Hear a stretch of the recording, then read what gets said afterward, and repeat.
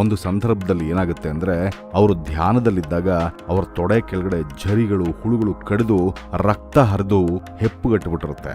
ಆದ್ರೂ ಧ್ಯಾನದಲ್ಲಿ ಮುಳುಗಿ ಹೋಗಿರ್ತಾರೆ ರಮಣರು.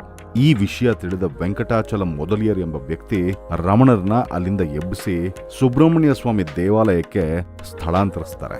ಅಲ್ಲಿ ಒಂದು 2-3 ತಿಂಗಳು ಇರ್ತಾರೆ. ಅಲ್ಲೂ ಅಷ್ಟೇ, ಹೊರ ಜಗತ್ತಿನ ಯಾವುದೇ ಅರಿವಿಲ್ಲದೆ ಸದಾ ಸಮಾಧಿ ಸ್ಥಿತಿಯಲ್ಲೇ ಇರ್ತಿದ್ರು. ಉಪವಾಸ ಮಾಡಿ ದೇಹ ತೀರ ಸ್ವರ್ಗ ಹೋಗ್ತಿತ್ತು. ಅವ್ರ ಮೈ ಮೇಲೆ ಕೌಪಿನಾನು ಇರ್ತಿರ್ಲಿಲ್ಲ. ಮೌನಸ್ವಾಮಿ ಉಮಾಮೂರ್ತಿಗೆ ದಿನ ನೀರು, ಹಾಲು, ಬಾಳೆಹಣ್ಣು, ಅರಿಶಿನ, ಸಕ್ಕರೆಗಳಿಂದ ಅಭಿಷೇಕ ಮಾಡಿದ ದ್ರವ್ಯವನ್ನ ರಮಣರಿಗೆ ತಂದು ಒಂದು ಲೋಟ ಕೊಡ್ತಿದ್ರು. ಅದ್ ಹೇಗೆ ಇದ್ರು ಅದ್ರ ಮೇಲೆ ಧ್ಯಾಸನೇ ಇಲ್ಲದೆ ರಮಣರು ಅದನ್ನು ಕುಡಿದು ಬಿಡ್ತಿದ್ರು.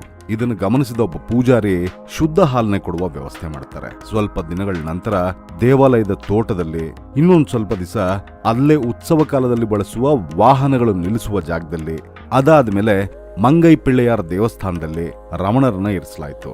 ತುಂಬಾ ದಿನಗಳು ಮೈ ಮೇಲೆ ಒಂದು ಕೌಪಿನಾನು ಇರ್ತಿರ್ಲಿಲ್ಲ. ಇದನ್ನು ಗಮನಿಸಿದ ಗುರುಕಳ್ ಎಂಬ ವೃದ್ಧರು ರಮಣರಿಗೆ ಬಲವಂತ ಮಾಡಿ ಒಂದು ತುಂಡು ಬಟ್ಟೆಯನ್ನು ಸೊಂಟಕ್ಕೆ ಸುತ್ತಾರೆ.